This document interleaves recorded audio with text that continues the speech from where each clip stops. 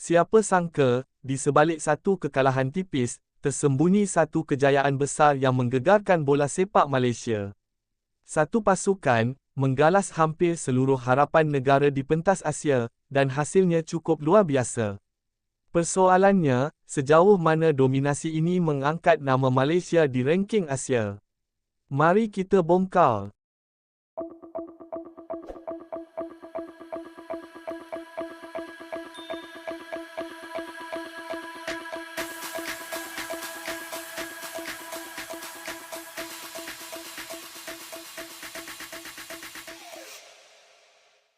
Kejayaan Johor Darul Ta'zim (JDT) dalam saingan AFC Champions League Elite (ACLE) musim ini bukan sekadar mencuri perhatian, malah menjadi nadi utama kepada kedudukan Malaysia dalam carta AFCMA ranking.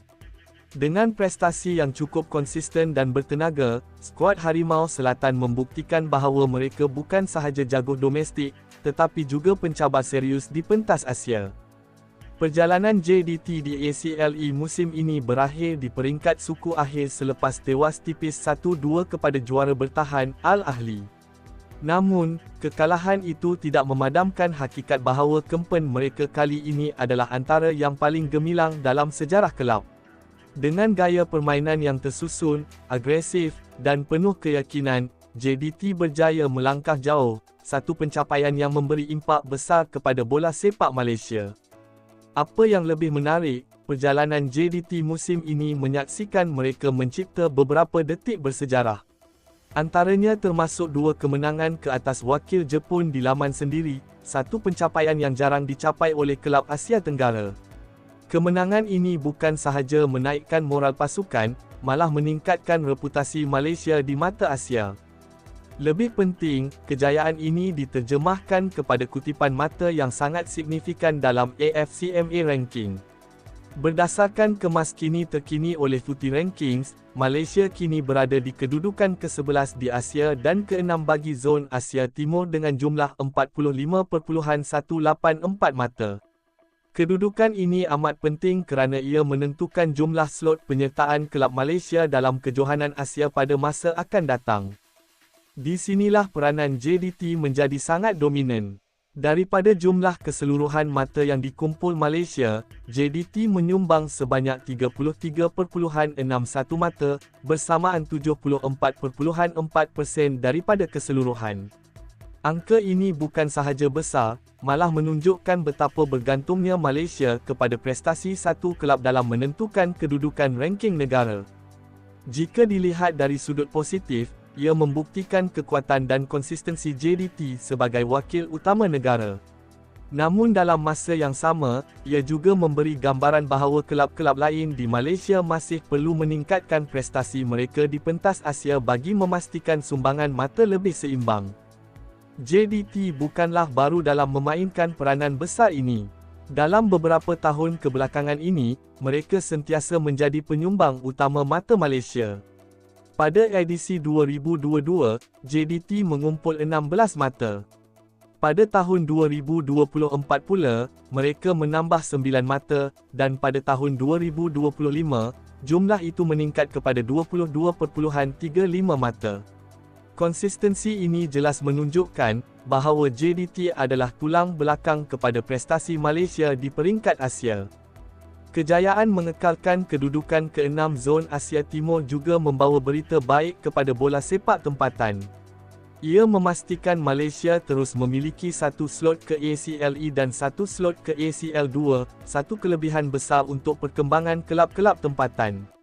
Penyertaan dalam kejohanan ini bukan sahaja memberi pengalaman, malah membuka peluang dari segi kewangan dan pendedahan antarabangsa.